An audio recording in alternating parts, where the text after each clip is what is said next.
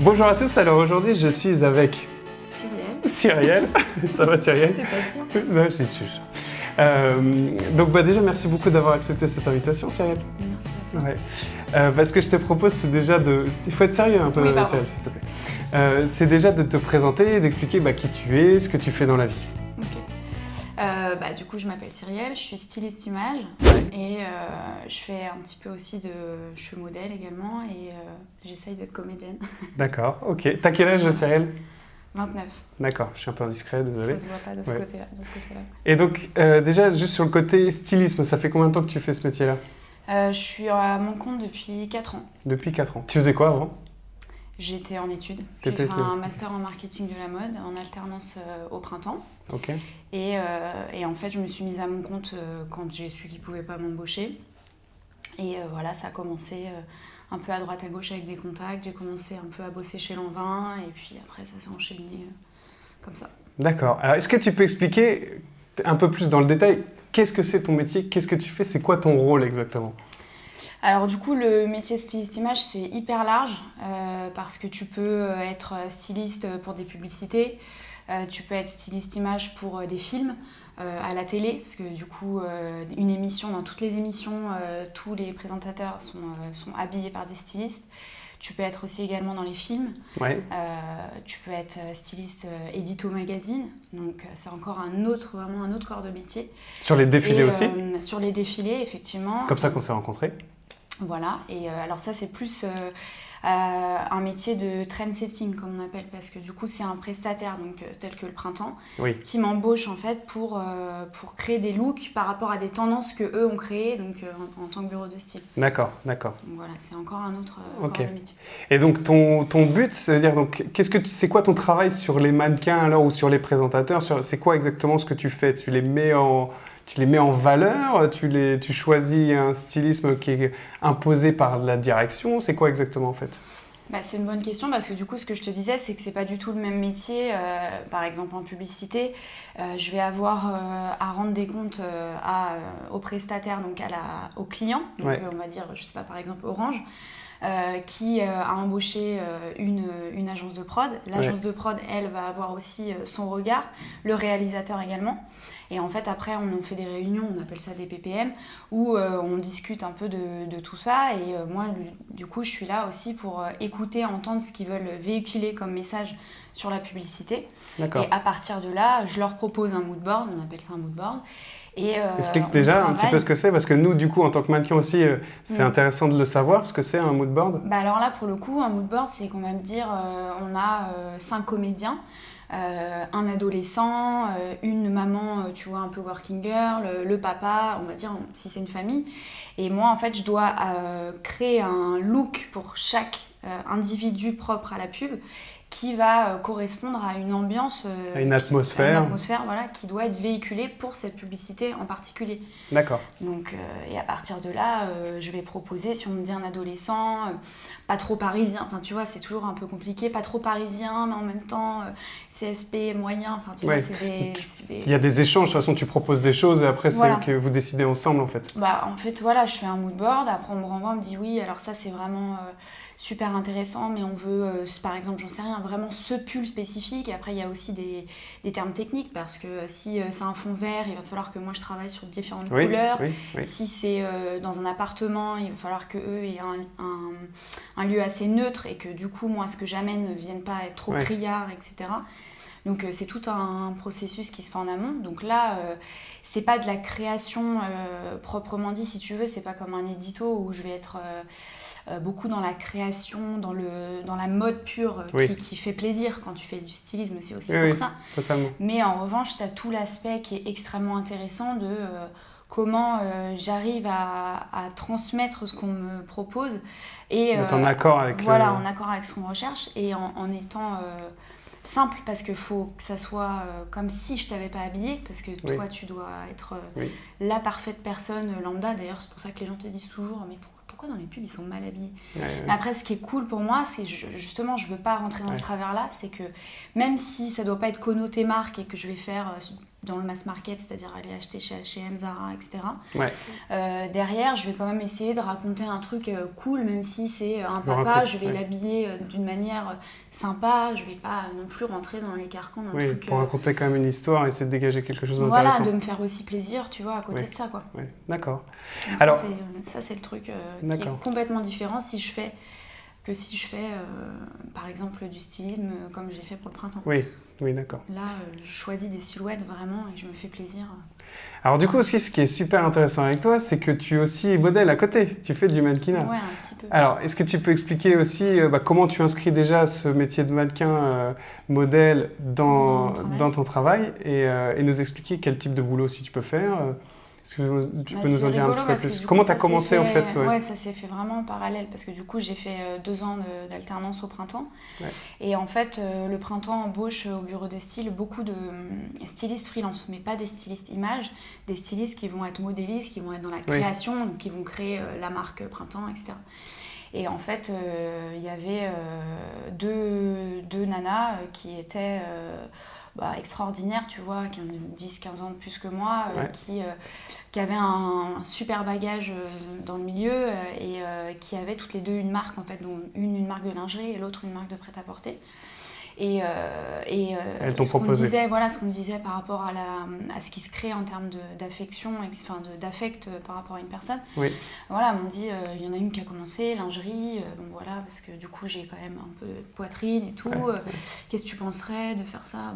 Je sais pas, allez viens et tout. Et donc comme ça se fait dans un cadre où tu te sens à l'aise, j'ai dit oui, avec ma copine qui fait du prêt-à-porter, j'ai dit oui aussi. Et puis en fait, je sais pas, après ça s'est fait vraiment par contact. Oui, d'accord. C'est une opportunité qui s'est faite suivant ton contact. Voilà, après cette nana-là qui connaissait un mec qui a la marque Peter and Mayhawk, qui est la fille de Marc Le Bihan, qui a les magasins optiques, m'a dit mais t'as un super visage, des très beaux yeux, est-ce que tu veux faire... poser pour nous pour des lunettes? Je dis ouais, et puis après voilà, ça passe comme ça. Ça s'est fait comme ça, ouais. Et très bien, d'accord, c'est ça qui est intéressant. Et du coup, aussi, on en parlait justement un petit peu avant cette interview. Ce qui est intéressant aussi avec toi, c'est que tu fais du mannequinat, mais tu n'es pas dans les mensurations classiques, etc. Déjà, tu fais 1m70, c'est ça? Ouais, à peine. Et tu disais que même au niveau des mensurations, etc., tu ne rentres pas parfaitement dans... Enfin, c'est pas dans les critères typiquement mode qu'on peut avoir en tête, etc. Non, mais c'est sûr. Après, il y a différents types de modèles. C'est-à-dire que tu as Alors, explique le mannequin. Ça, c'est intéressant. Tu as le mannequin, le top. Donc, c'est-à-dire que ça, effectivement, la nana, elle doit faire plus d'1m76. Le mec qui... Mode, vraiment. Le mec qui va faire des éditos et des shows. C'est-à-dire vraiment, et encore des catwalks, mais on parle de marques, vraiment des grosses marques. Mais là, effectivement, les critères de taille, mensuration sont importants. Sont très, très importants. Et en fait, c'est même la porte d'entrée. C'est-à-dire que tu peux être moche, mais si tu rentres dans les critères, justement, on va aimer ça. Tu vois, moche, encore une fois, sens conventionnel, et c'est subjectif. Mais en tout cas, plus une gueule, effectivement. Si tu ne rentres pas dans les critères de beauté, c'est pas forcément des personnes sur lesquelles on va se retourner dans la rue. Non, voilà, ça va même attirer les créateurs. Tu vois, d'avoir des gens qui ont des visages très atypiques, les oreilles décollées, presque malheureusement, dans la mode vraiment catwalk et tout, qui sont marqués en fait. Tu as de la maigreur. Tu as vraiment ce côté maigreur qui est dérangeant parce que parfois c'est trop, et surtout à la femme, parce que c'est vrai que les hommes, ils les prennent à 15-16 ans. S'ils les prennent très maigres, c'est parce qu'ils sont maigres. Alors que la nana, tu la prends à 13 ans, tu l'endoctrines et après, elle se fait vomir. Enfin, tu vois, là, on rentre dans des trucs qui sont compliqués. T'as raison. Mais bon, ça aussi, il y a des trucs qui sont vrais, des trucs qui sont moins vrais. Ça dépend, il n'y a pas trop de règles aussi par rapport à ça. Non, il n'y a pas de règles. Voilà, en tout cas, effectivement, déjà, donc il y a ce premier grand monde de la mode, etc. Tu disais d'autres types de mannequinat. Alors, c'est quoi les autres types de mannequinat? Les types de mannequinat, c'est le modèle. Donc, c'est-à-dire, tu peux... en plus, moi, pour le coup, je suis vraiment typiquement ce genre de personne-là. On m'appelle Make Up Forever très régulièrement pour des maquillages, visage. Je fais énormément de photos de la beauté, de visage, de la beauté, voilà. Donc là, effectivement, il y a des filles d'1m60 qui font de la beauté parce qu'elles ont un super beau visage. Oui, c'est juste que ça rentre dans leurs critères à eux, d'un visage carré, la bouche pulpeuse, des yeux clairs. Eux, c'est plus facile pour eux à travailler. Lingerie, effectivement. Lingerie, donc là, pareil. Et lingerie, là aussi pour toutes les tailles, c'est clair. Il y a des mannequins plus size, il y a de tout au final. Et justement, là, ce qui plaît, c'est le fait d'avoir de la poitrine. Tu vois, notamment justement mon amie qui me dit, moi j'en ai marre. tu vois que quand elle prend un prestataire extérieur pour lui faire ses photos, qui lui propose des modèles qui font leur 1m80 et qui n'ont pas de poitrine. Et je suis sûre ils se reconnaissent pas, mes clientes ne se reconnaissent pas. Et je suis sûre que ta cliente, elle a du mal à trouver des personnes. Parce qu'il y a peu de personnes, justement, qui sont mannequins plus size. Donc, il y a une demande, mais il y a peu de personnes, au final, qui sont vraiment disponibles. Donc, il y a un marché, il y a un truc à faire, comme dans tout ce qui est des tailles mains aussi. Bien sûr. Donc, je te laisse un peu développer, justement, les autres types de mannequinat. Alors, tu parlais aussi de... Du coup, il y a ça, donc je te dis de la pub. Après, moi, j'ai fait un truc pareil, j'avais jamais prévu ça, c'est mannequin cabine. Donc, alors, explique, c'est quoi un mannequin cabine? Alors, il y a différents, parce qu'il y a mannequin cabine showroom. Donc, là où, pareil, ils rentrent quand même dans des critères, il faut faire... Pour une nana, 1m73 à plus, si c'est du luxe ou du mass market un peu créa comme Couples, etc. Il faut quand même être mince, un bon 36 et un petit 36 même, dans ces trucs-là. Ou alors moi, ce que je fais, c'est mannequin cabine pour des marques telles que Monoprix, j'ai fait Bash, Fête Impériale, etc. Où là, ils sont moins axés sur les critères de taille, de mensuration. Non, là, c'est pas ça, c'est que c'est du mannequin cabine. Donc, c'est-à-dire qu'on va juste faire les prototypes sur moi. Oui. Donc là, si moi, les mensurations, je corresponds, tu vois, entre guillemets, à leur 36 idéal, mais en fait non, parce qu'une femme en 36, on peut faire 36 toutes les deux, mais être complètement différentes physiquement. Oui. Donc ça, c'est compliqué aussi pour eux. Et ils ont énormément de mal à trouver des mannequins cabine. Parce que tu es un 36, certes, mais en même temps, si j'ai de la poitrine, je vais l'emporter, je vais emporter le vêtement. Eux, ils n'ont pas envie de ça. Je fais un 36, mais si je suis trop épaulée, ça va peut-être en déranger certains, et d'autres vont me dire non, c'est une qualité, parce que nous, on veut faire un truc un peu plus mode. Et donc ça nous convient. Donc, effectivement, il y a aussi il y a des opportunités là-dedans. Ça, c'est sûr. Parce que pour le coup, là, ma taille, ils s'en fichent. C'est vraiment ma mensuration de corps. Mais ils vont jusqu'à te mesurer les bras, à te dire, moi, tu vois, j'ai appris grâce à ça que j'avais 3 cm de moins que la moyenne et que j'avais le bras court. Par rapport à ton bras droit? Non, en fait, ton bras doit faire 60 cm en moyenne. Et moi, il fait 57, tu vois. Ah, d'accord, ok. J'ai appris ça. Et il doit te mesurer le tour de tête. Enfin, tu vois, ça rentre. Et ça, c'est ce qu'on disait tout à l'heure. Si t'es mal dans ta peau, c'est compliqué. Parce qu'il faut être armé face à ça. Alors voilà, ça, on va en revenir un petit peu juste après. Justement, ça, c'est super intéressant. Juste déjà pour finir encore sur les différents types de mannequinat, il y a quoi d'autre? On parlait de tout ce qui est mode, publicité, pas mode, mais justement tout ce qui est publicité comédien. Donc des modèles comédiens qui vont s'inscrire dans des agences de comédiens modèles où on va leur demander de venir faire de la figuration parce qu'ils cherchent un blond, parce qu'ils cherchent un brun, parce qu'ils cherchent une black avec une afro, parce que... Et là, on s'en fout de tout, des critères de beauté, de mensuration, tout ça, on s'en fout. C'est une question d'envie, quoi. Si toi, tu as envie de t'inscrire dans l'agence, tu t'inscris dans l'agence. Si après, ils te font confiance, ils vont te faire bosser. Par contre, il y a d'autres choses qui sont hyper importantes, et tu en as un peu parlé après. Donc, mis à part ces critères physiques, il va y avoir plein d'autres critères qui vont rentrer en compte et qui sont essentiels, pour le coup, dans tous les types de mannequinat. Ça va être la photogénie, l'attitude, etc. Est-ce que tu peux développer ça, justement, par rapport à ce qu'on est en train de dire? Ça, c'est vrai que c'est compliqué, parce que déjà...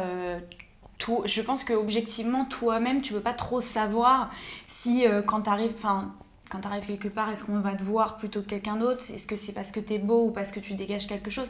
En fait, tout ça, ça se passe à l'intérieur. Si tu as confiance en toi, que tu sais que tu as ta place au bon moment, il ne devrait pas y avoir de soucis. Effectivement, la confiance en soi, c'est essentiel. Ça se développe. Il y a des gens. C'est pas toujours évident, c'est clair. Et puis parce que parfois, on va te regarder mal, on va dire qu'est-ce qu'il fait là, lui? Et en fait, toi, tu perçois qu'il te regarde mal, alors qu'en fait, lui, peut-être qu'il a ses propres blocages. Enfin. Mais ça, tu as totalement raison. Il ne faut pas prendre les choses personnellement, en fait. On regardait tout à l'heure le bouquin Les 4 accords Toltec. Typiquement, lisez ce bouquin-là, c'est un des 4 accords. Il ne faut pas prendre les choses personnellement parce que tout est subjectif. Il ne faut pas juger les personnes. Les personnes jugent suivant ce qu'elles ont vécu. Donc, c'est jamais objectif. Donc, il ne faut jamais en fait, prendre les choses pour soi. Ça sert à rien. Et une fois qu'on a pris cette décision de ne plus prendre les choses pour soi, on est libre et on se sent vraiment beaucoup mieux dans sa peau. Et ça, c'est un critère qui est essentiel, bien justement. Et ça se voit, ça se sent en fait, et c'est ce qui va faire que vous réussissez, mis à part tout ce qui est critères mensuration, etc. Moi tu vois, via le printemps, parce que du coup c'est plus des modèles et pas forcément des mannequins qui vont faire 1m80, qu'on va prendre, mais je me suis déjà retrouvée devant des nanas d'1m65, voire, bon, j'exagère, 1m70. Je leur mets le vêtement, elle a une dégaine là-dedans, c'est incroyable, et je me dis putain, elle va marcher et elle va être sublime, et je le sens quand elle porte le vêtement. Et d'ailleurs, même en mannequin cabine, quand moi je faisais des fittings aussi, on me disait mais ouais t'as trop de poitrine, t'as machin, mais on aime bien mettre les vêtements sur toi parce que t'aimes bien t'habiller, ça sent, et du coup en plus moi j'ai un regard extérieur, je leur dis ouais mais là ça c'est pas, tu leur apportes de la valeur dingue, aussi c'est pas très enfin tu vois, je leur donne un peu aussi moi mon avis, parce que du coup t'es pas qu'un cintre, on est quand même on pense. Bien sûr, et ça d'ailleurs c'est super intéressant. Oui, les mannequins pensent, on a un cerveau, et d'ailleurs justement les photographes, les clients, tout le monde adore quand justement on leur propose des choses et qu'on crée de la valeur aussi pour eux, qu'on les aide dans, voilà, comme tu disais, par rapport au styliste, par rapport à tiens, on pourrait peut-être tenter sur cet angle-là, tiens, on pourrait peut-être tenter là, juste à côté. Enfin, on peut proposer plein de choses. Donc ça aussi, c'est un des critères qui fait que on t'aime bien et que tu bosses, c'est que si tu proposes des choses. Donc ça, c'est essentiel. Donc oui, tu fais bien de parler de tout ça parce qu'il n'y a pas, encore une fois, que tout ce qui est critères physiques, etc. Quel conseil tu donnerais à quelqu'un qui veut commencer pour débuter dans le mannequinat? C'est quoi les choses essentielles selon toi à faire? Tadam. Pour moi, c'est déjà essayer, parce qu'il y a beaucoup de gens qui ont envie de faire quelque chose, mais qui s'en donnent pas les moyens. C'est-à-dire que, et je suis la première à le faire, tu sais, quand t'as des peurs, t'as envie de faire des choses, mais tu te dis, ouais, mais je sais pas par quel bout le prendre. Bon, voilà, tu prends ton ordi, t'envoies ton composite à des milliards d'agences. Faut enlever ces blocages. Faut enlever les blocages. De toute façon, t'essayes, t'as rien à perdre, t'es derrière ton ordinateur, personne va te juger. Donc, au pire, mais c'est pas facile, c'est vrai que c'est pas facile. Il faut se lancer. Après, si c'est un rêve et que t'as vraiment envie de tenter ça, pour moi, si tu rentres pas dans les critères qu'on te demande quand t'écris, parce qu'ils te disent, la nana, si vous faites moins d'1m75, c'est pas la peine d'écrire, etc. Dans les agences de mode, en tout cas. Voilà, là, t'essayes de commencer par pub, modèle. Il y a énormément d'agences comme ça où on a tous un peu commencé. En tout cas, et en plus, les vrais budgets sont là en général d'ailleurs. Et oui, t'es beaucoup mieux payé dans la pub qu'en mode édito, ça c'est sûr et certain. Mais dans tous les corps de métier, d'ailleurs, même moi en stylisme, je suis bien mieux payée en publicité qu'en édito magazine. Donc ça, c'est clair. Donc ça, c'est génial. Je trouve que c'est un beau message de tenter, en fait. C'est génial. Donc merci beaucoup, Cyril, pour tout ce que tu as dit. C'était super intéressant. Est-ce que tu as autre chose à dire, un message à transmettre? Juste, là, peut-être, justement, pour conclure, si un dernier mot de fin, là, si tu avais quelqu'un qui nous regarde, là, et qui, justement, veut devenir mannequin, mis à part le fait de tenter, qu'est-ce que tu pourrais dire à cette personne-là? S'il y avait une chose à faire ou un message à transmettre, qu'est-ce que tu lui dirais? Carpe diem. Carpe diem? Ouais, c'est beau. Que le jour, vas-y, essaye. C'est beau. Non, mais c'est très bien. T'as raison. Non, mais bien sûr, mais en fait, t'en rigoles, mais au final, c'est... Mais non, mais pour moi, je le dis dans tout ce que je fais, c'est exactement c'est vachement bien. Et que ça soit dans le mannequinat ou pas. Mais ne pas vous le faire tatouer, s'il vous plaît, parce que là, on rentre dans des critères qui, là, ça ne peut pas être possible. Mais oui, vive le moment présent. Dans la tête, c'est tout. Ça, c'est essentiel. Donc, bien sûr, on est bien quand on est là. En fait, la vie, c'est maintenant et c'est pas demain ou c'est pas avant-hier. Donc, effectivement, se concentrer déjà sur là, le fait, finalement... On a peut-être, justement, il y a des gens qui veulent être mannequins et qui veulent faire plein de choses, etc. Et en fait, ce qui est dommage, c'est que quand on a un rêve ou quelque chose qu'on veut faire à tout prix, on est tout le temps dans la projection de ce rêve-là et on oublie de kiffer la vie maintenant. Donc c'est pas du tout bête ce que tu dis. Moi, je suis totalement d'accord avec toi. Hier, j'ai bu mon thé et il y avait marqué pas la peine de trouver l'amour, c'est toi l'amour. C'est beau. Trop beau, quoi. Bah ouais. Et là, t'as kiffé ton thé, quoi. Ouais, c'est bien. Bon, merci beaucoup, Cyril, pour tout ce que tu as dit. C'était super intéressant. Merci à vous d'avoir regardé cette vidéo. Salut. J'espère que vous avez kiffé. Et puis, merci encore, Cyril. Puis à bientôt. Ciao. Voilà, j'espère que tu as kiffé cette vidéo et que tu as appris plein de choses. N'hésite pas à liker et à partager cette vidéo. Tu peux aussi t'abonner à cette chaîne si tu veux voir d'autres vidéos comme ça. Il y aura une interview toutes les semaines de quelqu'un qui est issu du milieu du mannequinat. Et puis si tu as envie de devenir mannequin, n'oublie pas ta série de 3 vidéos de formation 100% gratuite dans le lien dans la description. Je te dis à bientôt. Ciao!